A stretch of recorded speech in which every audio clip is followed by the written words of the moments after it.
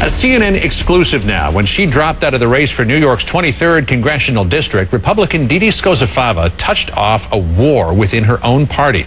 She stepped aside to back a Democrat and successfully scuttled the candidacy of the conservative Doug Hoffman. Now Republicans in the state assembly have stripped her of her leadership role there. Dede Scozzafava joins us exclusively this morning for her first national television interview since the election. You know, you joked in an interview that you did with the Washington Post recently that your name has become a verb, that what happened to you in the 23rd congressional district race there was you were Scozzafavad. What is it like to be Scozzafavad? Well, you know, I'm not sure, and when I heard that being used, I had to chuckle a little bit, but it certainly was a difficult race, and you know, I think the lesson that has to come out of it is we need leadership that's going to make sure that the party is strong going forward and that independent voices are heard from all ranks of the party. How bad did the attacks against you get, and how did you feel about it personally? The attacks were pretty vicious, especially since it was coming from people that identify themselves as Republicans. So that was difficult to overcome, but hopefully a lesson can be learned and we can move forward and make the party stronger and understand that there are many voices that make a party, but we can all agree around core principles: less government spending, less government interference in the lives of others, lower taxes, and working on eliminating the deficits. You know, something that drives people crazy in the build-up to an election day, but it seems to be actually fairly effective, are these robocalls. And you said that some of the robocalls about you were really, really nasty. What were they saying? Well, some of the ads were very vicious, and some of the robocalls and some of the calls that were being placed, using language such as, you know, she's a homo lover, she is a child killer, and that language was coming from people that identify themselves with the Republican Party. Right. And it was difficult, and again, what I hope we can do going forward is make sure that the party is unified and we can agree on core principles. You ran as a moderate, but Republicans that we talked to after you dropped out said, hey, if she is anything but a moderate, she's left of many Democrats. Are you? That's not true. My positions are very compatible with the former Congressman John McHugh.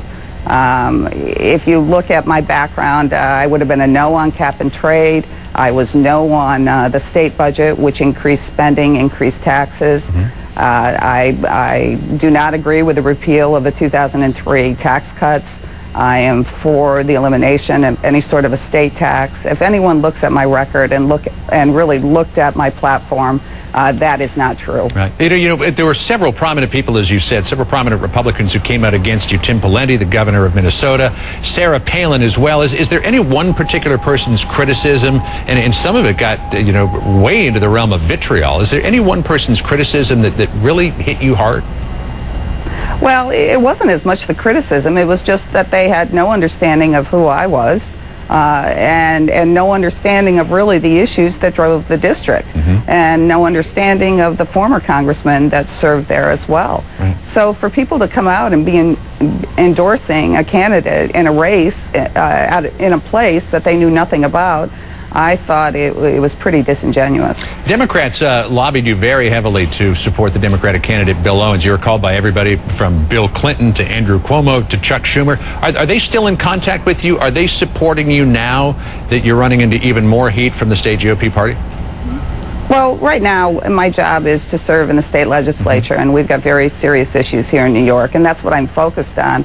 But the one thing I can say, at the end of the day, the decision was mine. Nobody else made the decision, and it was based on what I thought was in the best interests of the district. I represent Fort Drum in the 10th Mountain Division, and the conservative candidate had indicated that he was not willing to provide the type of funding to that base that has become very, very important to that area. And what kind of effect do you think what happened to you is going to have in the midterm elections next year? Will moderates in the Republican Party have a target on their back? You know, one of the races that's often talked about in terms of what happened to you is the race in Florida between Charlie Crist and the conservative Marco Rubio.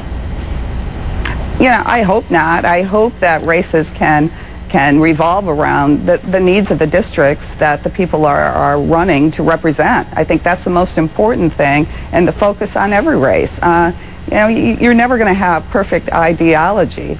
If you are, you're never going to move forward because no one's going to be thinking independently. So I think the most important thing is that people run in districts, they understand the issues that they're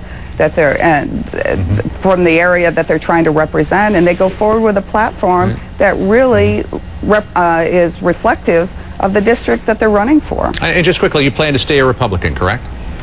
I do. All right. Dede Scozzafava, Assemblywoman from New York. It's great to talk to you. Thanks so much. Thank you.